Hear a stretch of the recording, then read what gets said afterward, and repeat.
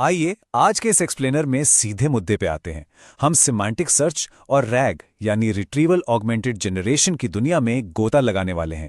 जय अलेमर की बेहतरीन किताब hands on large language models के चैप्टर्स 6 से 8 के इनसाइट्स का इस्तेमाल करके हम देखेंगे कि एक बिल्कुल भरोसेमंद और हैल्यूसिनेशन फ्री एआई कैसे बनाया जाता है। तो चलिए शुरू करते हैं। सबसे बड़ा और बुनियादी सवाल जो हर डेवलपर के दिमाग में आता है, हम अपने प्राइवेट सेंसिटिव एंटरप्राइज डेटा के साथ इन लार्ज लैंग्वेज मॉडल्स पर कैसे भरोसा करें। देखिए, किसी भी प्री ट्रेन मॉडल की अपनी रॉ मेमोरी पर पूरी तरह निर्भर रहना एंटरप्राइज लेवल पर बहुत बड़ा रिस्क है। क्यों? क्योंकि मॉडल कई बार बहुत ही कॉन्फिडेंस के साथ बिल्कुल गलत जानकारी दे सकता है। इसे हम हैलुसिनेशन कहते हैं, और जब बात सेंसिटिव डेटा की हो तो ये रिस्क बिल्कुल नहीं उठाया जा सकता। इस एक्सप्लेनर में हम इस पूरे कॉन्सेप्ट को 5 आसान हिस्सों में ब्रेक डाउन करेंगे। पहले एलएलएम हैलुसिनेशन को फिक्स करना, फिर 4 step आरएजी pipeline, query rewriting and routing, multi hop retrieval systems और आखिर में रागास का इस्तेमाल करके रैग का इवैल्यूएशन। चलिए सीधे पहले हिस्से की तरफ बढ़ते हैं। एलएलएम हैलुसिनेशन को आखिर फिक्स कैसे किया जाए।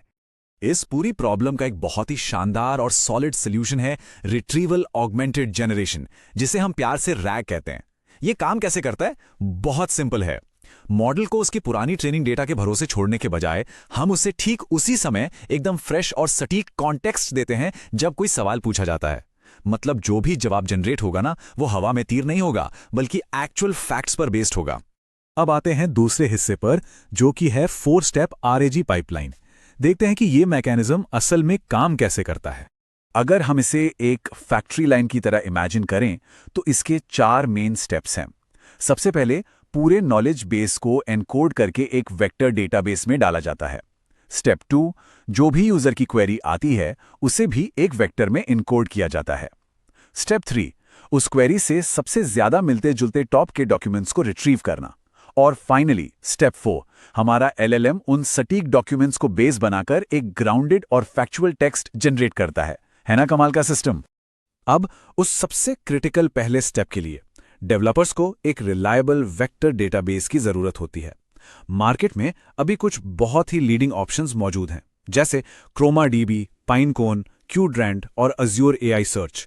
ये टूल्स भारी भरकम डेटा के बीच भी एकदम बिजली की तेजी से डॉक्यूमेंट्स ढूंढने में मदद करते हैं। पाइपलाइन के तीसरे स्टेप में एक बहुत ही इंटरेस्टिंग मैथमेटिकल कॉन्सेप्ट यूज होता है, कोसाइन सिमिलैरिटी। आसान शब्दों में कहें तो ये तकनीक डेटा के उस विशाल समंदर में से वो टॉप के डॉक्यूमेंट्स खोज निकालती है जो हमारी क्वेरी वेक्टर के सबसे करीब होते हैं, और यही खोजे गए दस्तावेज आगे चलकर एलएलएम के लिए एक सॉलिड फाउंडेशन का काम करते हैं। ऑलराइट, अब बढ़ते हैं तीसरे सेक्शन की ओर, क्वेरी रीराइटिंग और रूटिंग। रियल वर्ल्ड डेटा को हैंडल करने के लिए ये बहुत जरूरी है। देखिए, असल दुनिया में लोग बहुत ही उलझे हुए तरीके से सवाल पूछते हैं, जैसे अरे मुझे कल एक एसे सबमिट करना है किसी जानवर पे, मुझे पेंगुइन्स बहुत पसंद है लेकिन चलो डॉल्फिन पे लिखते हैं, वैसे वो रहती कहाँ है। अब एक नॉर्मल सर्च सिस्टम तो इसमें बुरी तरह कंफ्यूज हो जाएगा। यहीं पर क्वेरी रीराइटिंग जादू करती है। एक एलएलएम इस पूरे ड्रामे को एक एकदम क्लीन सर्च टर्म में बदल देता है। डॉल्फिन कहाँ रहती हैं, बस। इससे हमारा रिट्रीवल सिस्टम कभी फेल नहीं होता। और इसके साथ ही आता है क्वेरी रूटिंग। ये सिस्टम को इतना स्मार्ट बना देता है कि वो समझ जाता है कि कौन सा सवाल किस डेटा सोर्स के पास भेजना है। मतलब अगर सवाल किसी एचआर पॉलिसी का है तो वो सीधा एचआर सिस्टम में जाएगा। कस्टमर का सवाल है तो सीधा सीएलएम में। सही सवाल सही जगह। इससे एफिशिएंसी कई गुना बढ़ जाती है।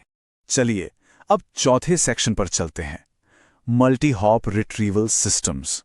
ये कॉम्प्लेक्स सवालों के लिए एक रियल गेम चेंजर है। कभी कभी सवाल बहुत लेयर्ड और कॉम्प्लेक्स होते हैं। मान लीजिए किसी ने पूछा 2023 के सबसे बड़े कार मैन्युफैक्चरर्स कौन थे और उनके इलेक्ट्रिक व्हीकल्स कौन कौन से हैं। अब एक मल्टी हॉप सिस्टम एक ही बार में सब कुछ ढूंढने की कोशिश नहीं करेगा, वो स्टेप बाय स्टेप चलेगा।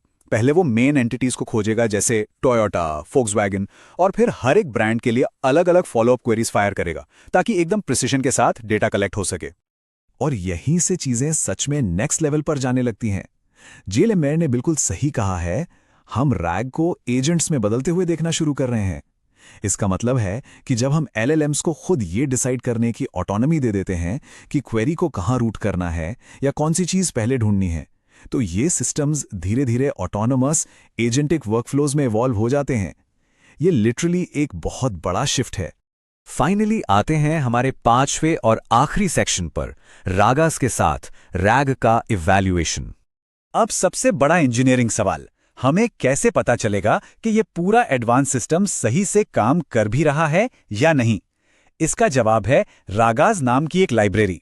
ये एक ऑटोमेटेड इवैल्यूएशन फ्रेमवर्क है जो बहुत ही स्मार्टली LLM एज अ जज अप्रोच का इस्तेमाल करता है। मतलब एक मॉडल के काम को जज करने के लिए हम एक दूसरे ज्यादा केपेबल LLM का यूज कर रहे हैं। है ना अमेजिंग? 2023 के एक रिसर्च पेपर के बेसिस पर यह फ्रेमवर्क हमारे रैग सिस्टम को 4 खास पैमानों पर मापता है: fluency, perceived utility, citation recall और साइटेशन प्रिसिजन।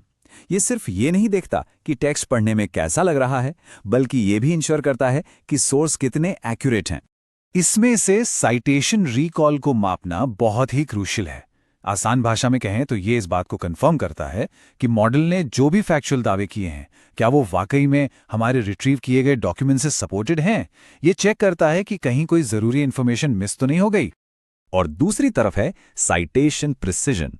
ये इस बात की गारंटी देता है कि मॉडल कहीं से भी झूठे रेफरेंस या साइटेशंस तो जनरेट नहीं कर रहा है। ये वेरीफाई करता है कि सिस्टम ने जो भी सोर्स कोड किया है वो जनरेट किए गए टेक्स्ट को 100% सपोर्ट करता हो। किसी भी एंटरप्राइज सिस्टम के लिए ये बिल्कुल नॉन नेगोशिएबल है। तो इस एक्सप्लेनर को खत्म करने से पहले एक बहुत ही डीप सवाल दिमाग में आता है। जैसे जैसे ये RAG टेक्नोलॉजी इवॉल्व हो रही है और ऑटोनोमस एजेंटिक वर्कफ्लोज की तरफ बढ़ रही है, तो आगे चलकर किसी फाउंडेशनल मॉडल की अपनी रॉ मेमोरी पर डिपेंड रहने का क्या फ्यूचर होगा? क्या मॉडल सिर्फ एक रीजनिंग इंजन बनकर रह जाएंगे और सारी जानकारी बाहर से ली जाएगी? ये एक ऐसा सवाल है जिस पर हम सबको और पूरी इंडस्ट्री को लगातार सोचना होगा।